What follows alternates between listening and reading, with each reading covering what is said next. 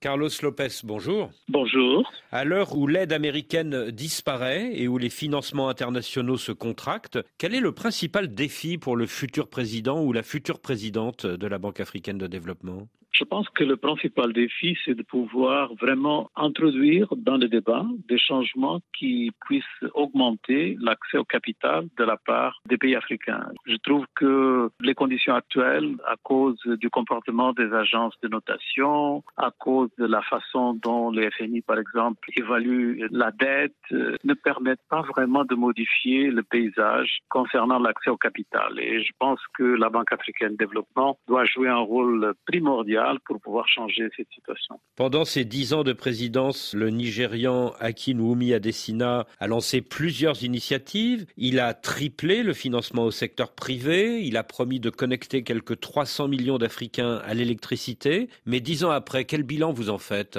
Je pense qu'il a réussi quand même à mettre l'accent sur le fait que l'institution plénière de financement du continent devait pouvoir bénéficier d'une enveloppe beaucoup plus confortable. Et là, dans ce front, il a réussi. Il a aussi engagé des discussions vraiment très consistantes avec l'ensemble des banques multilatérales, particulièrement la Banque mondiale. Et je pense que là aussi, il a réussi à pouvoir un peu changer le discours sur l'Afrique. Et il y avait quand même un certain nombre de priorités qui n'ont pas pu être mises en place. Bon, il faut dire qu'il a souffert de 3 difficultés. La première, c'est la pandémie. La deuxième, c'est le fait que lui-même, il était sur la sellette pour son 2e mandat. Et finalement, le 3e élément, c'est tous les changements et le bouleversement qu'on connaît dans la géopolitique depuis la guerre d'Ukraine, ensuite l'arrivée de l'administration Trump, etc. Et qui fait que les taux d'intérêt ont monté et que l'argent est plus cher, c'est ça ? Non seulement l'argent est plus cher, il est plus rare. Donc les Africains se trouvent dans une situation où même avec des taux d'intérêt qui sont les plus élevés du monde, ils ont de la peine à aller sur les marchés parce que, disons, l'évaluation de risque suit un peu les facteurs exogènes plus que la dynamique interne des pays. Et donc les pays finalement se trouvent un peu à porte-à-feu de ce qui se passe dans le monde. Et étant dans le club des plus faibles, ils sont les premiers à payer la facture. Ce qui frappe aussi dans le bilan du président Adesina, c'est que ces 10 dernières années, 28% des projets financés par la BAD ont été réalisés en Afrique de l'Ouest et seulement 10% en Afrique centrale. Bon, il faut dire qu'il y a une dynamique de réforme dans beaucoup de pays africains. Malheureusement, ce n'est pas le cas dans les pays d'Afrique centrale. Nous voyons ça dans le comportement d'autres banques, pas seulement de la Banque africaine. Nous pouvons aussi sentir que dans le classement des pays réformateurs, il n'y a pas de pays d'Afrique centrale. Donc, ce n'est pas vraiment un miracle si les régions les plus dynamiques, les pays les plus dynamiques sont ceux qui obtiennent le plus de financement. Il faut dire que le pays qui obtient le plus de financement de la BAD, c'est le Maroc, parce que c'est un pays qui fait vraiment beaucoup de réformes. Le Maroc et son TGV Tanger, Casablanca, Marrakech, dont la BAD a participé au financement. Exactement. Et nous voyons par exemple maintenant le projet phare qui est en train d'être mis en place en Éthiopie, construction d'un nouveau aéroport qui sera le plus grand d'Afrique, où la BAD a aussi joué un rôle très important. Donc on aurait pu imaginer que la BAD devait faire de même, par exemple, par rapport à Inga. Mais Inga, c'est vraiment une situation très complexe de discussion croisée avec plusieurs acteurs qui n'avancent pas au rythme qui serait désirable à cause justement des dynamiques politiques. Le barrage en aval de Kinshasa sur le fleuve Congo. Le 26 février dernier, le secrétaire américain au Trésor, Scott Bessent, a boycotté le G20 des ministres des Finances au Cap, en Afrique du Sud. Est-ce que c'est le signe que les banques multilatérales comme la BAD sont en danger ou pas ? En danger, je dirais pas, mais on va assister à une période de grande turbulence et difficultés dans l'ensemble du système multilatéral. Il n'y a pas de doute que l'administration américaine est en train de chambarder complètement les règles du jeu. Elle l'a fait pour le commerce avec tout le débat sur les ajustements douaniers, mais ça va bien au-delà. Donc on sent que, par exemple, les discussions sur la conférence financement du développement qui aura lieu au mois de juillet à Séville, en Espagne, et qui se fait chaque 10 ans sur l'égide des Nations Unies, aura énormément de difficultés parce que les États-Unis ont déjà fait une déclaration en disant qu'ils n'appuient pas les objectifs de développement qui ont été, disons, l'objet de consensus ces 15-20 dernières années. Donc, ce n'est pas vraiment une nouveauté que dans le système aussi financier, on va avoir beaucoup de changements. Et le secrétaire d'État, il a déjà mentionné cela dans les discours pendant les réunions de printemps de la Banque et du Fonds monétaire international, en pointant du doigt le fait que la Banque mondiale en fait trop, elle est sortie un peu de son cadre, et en disant que le FMI aussi. Donc, je ne doute pas qu'il y aura beaucoup de difficultés pour augmenter le capital, et même les promesses qui ont été faites d'augmentation du capital de la BAD ne seront pas faciles à mettre en place. Des promesses qui ont été faites du temps de Joe Biden. Exactement. Les Américains pourraient-ils se retirer de la BAD, dont ils sont le deuxième actionnaire avec quelques 6,5% des droits de vote ? Je pense que c'est une possibilité. Et je ne dirais pas de même par rapport à d'autres institutions, comme par exemple la Banque mondiale. Je ne pense pas qu'ils se retireront d'organismes où ils jouent un rôle prépondérant en laissant la place à d'autres acteurs comme la Chine. Mais pour ce qui est de l'Afrique, l'attitude jusqu'à maintenant est plutôt de casser un peu la boîte, de se sortir complètement des différents cadres réglementaires qui existaient. Des fonds multilatéraux ne vont pas avoir une meilleure sympathie que les interventions bilatérales qui ont été complètement clouées au sol. On connaît l'hostilité de Donald Trump à l'égard des écologistes. Est-ce que les États-Unis pourraient remettre en cause tout ce que fait la BAD pour la finance climat ? En effet, pour être honnête, c'était déjà le cas. Bien avant l'arrivée du président Trump, on avait beaucoup de promesses de langage. Il y avait une rhétorique favorable au climat et au financement climatique, mais en pratique, il y avait très peu d'évolution dans ce dossier.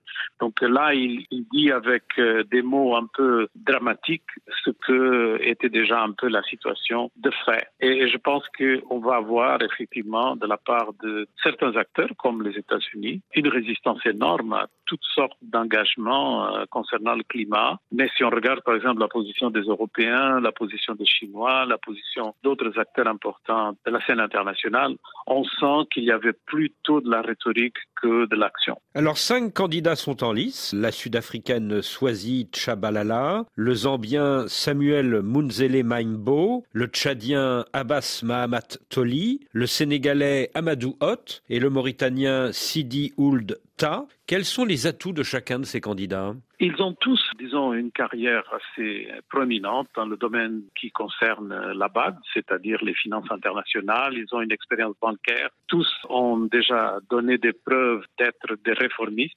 Donc, je pense que de ce côté-là, ils sont assez équilibrés. Et je pense qu'ils ont quand même des atouts différents, chacun. Swazi Tshabalala, elle est une force tranquille. C'est quelqu'un qui connaît bien la maison parce qu'elle a été numéro 2 d'Adesina. Et je pense qu'on lui reconnaît une compétence dans ce domaine qui permettrait probablement d'affiner la machine, elle qui connaît quelles étaient les limites de la BAD en termes bureaucratiques. Par contre, on va aussi dire qu'elle aurait pu faire ça pendant qu'elle était là. Je pense qu'Abbas Toli, il est aussi quelqu'un qui vient du monde financier, c'est un banquier, donc c'est quelqu'un qui connaît très bien une des régions qui a besoin de plus de réformes, on en parlait tout à l'heure, l'Afrique centrale. Et l'avantage qu'il a, c'est qu'il a, disons, une caractéristique beaucoup plus solide du point de vue politique. C'est quelqu'un qui connaît bien les rouages diplomatiques et pourrait éventuellement utiliser cela dans un monde qui est en convulsion et qui a besoin, disons, d'une main ferme, un expert qui connaît un peu les aspects politiques. Et il pourrait mettre en avant une région qui jusqu'à présent a été plutôt délaissée. Voilà, et qui a besoin d'énormes réformes. Samuel Maimbo, c'est quelqu'un qui vient aussi du monde de la finance multilatérale. Il a été dans des postes de très très haute valeur et influence au sein de la Banque mondiale. Il a dû avoir affaire dans sa carrière à plusieurs reprises avec des crises. Donc c'est un homme qui sait gérer des crises en mettant en évidence cette caractéristique, disons, de résilience, mais aussi de calme, de capacité. Et bien sûr, en sachant comment fonctionne la Banque mondiale dans le détail, il peut aussi voir quels sont les domaines dans lesquels les compétences propres de la Banque africaine du développement pourraient combler des déficits qui viennent du fait qu'il y a, disons, une mainmise de la Banque mondiale très souvent dans beaucoup de grandes initiatives du continent. Alors voilà donc pour le Zambien Samuel Munzele Maimbo. Les deux autres candidats dont on n'a pas encore parlé, c'est le Sénégalais Amadou Hott et le Mauritanien Sidi Ould Ta. Tous les deux sont vraiment des figures très populaires dans le domaine multilatéral. Amadou Hott parce qu'il a été un champion de l'infrastructure. Il connaît bien le dossier énergie, qui est un dossier extrêmement crucial dans l'avenir du continent. Donc, c'est lui qui a été un peu la tête pensante des différentes interventions qui ont fait beaucoup de progrès dans le domaine des infrastructures. Et donc là, je pense qu'il a cet apport. Mais il a aussi cette expérience du secteur privé. Donc, il amène un peu le secteur privé dans l'équation dans un moment où le secteur privé sera appelé à financer beaucoup plus d'activités de grande envergure, etc. Et donc, je pense qu'il a aussi l'expérience politique puisqu'il a été dans le gouvernement aussi. Sidi Olta est quelqu'un qui a un apport particulier d'attraction de sources supplémentaires de financement pour le continent parce que comme président de la BADEA pendant 10 ans, il a fait énormément de progrès dans l'accès au capital. La BADEA, c'est la Banque arabe de développement économique de l'Afrique.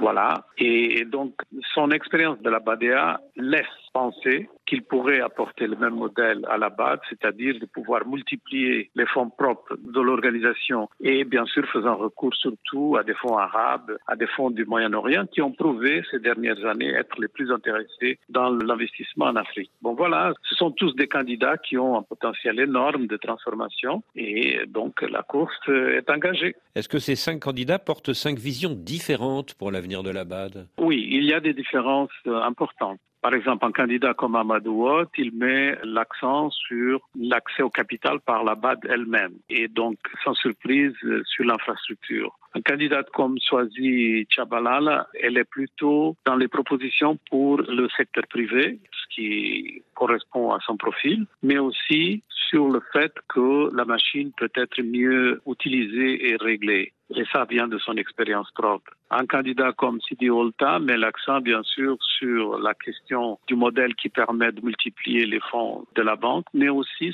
sur le besoin d'avoir une architecture financière africaine qui permettrait de mettre toutes les différentes institutions du continent sur le même diapason pour qu'ils puissent faire un peu plus de coordination, mais aussi d'impact. Et un candidat comme Abbas Toli, il est plutôt dans une ligne de continuité, mais il se dit préparé à pouvoir accélérer un peu la vitesse des différentes activités de la banque. Nous savons que la banque, elle est très critiquée par sa lenteur et sa bureaucratie. Et un candidat comme Maembo, il met en évidence aussi le fait qu'il faut mobiliser beaucoup plus la création d'emplois et la croissance. Donc pas nécessairement la réforme, mais la croissance.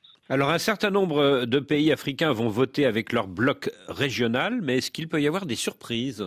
Je pense que la dynamique de ce type d'élection est très complexe. D'abord, il faut compter que les 2 premiers volets de votation sont plutôt pour éliminer des candidats que pour choisir le candidat préféré. Et donc ça se passe beaucoup avec des négociations de dernière minute, donc il ne faut pas compter vraiment sur les blocs comme, disons, définis au départ. Ils ont tendance à suivre les règles dans la première, deuxième votation, mais pas après. Et le fait, par exemple, que la Côte d'Ivoire ne soutienne pas le Sénégalais Amadou Hott, qui appartient à un pays de la zone CEDEAO, mais plutôt le candidat mauritanien Sidi Ould Tah, est-ce que c'est une surprise? Nous avons la même situation par rapport à l'Afrique du Sud qui soutient sa propre candidate sans dénoncer l'approbation que la SADC a fait du candidat zambien. Donc nous avons un peu des éléments qui nous permettent de savoir qu'il n'y aura pas de l'unanimité de vote en bloc.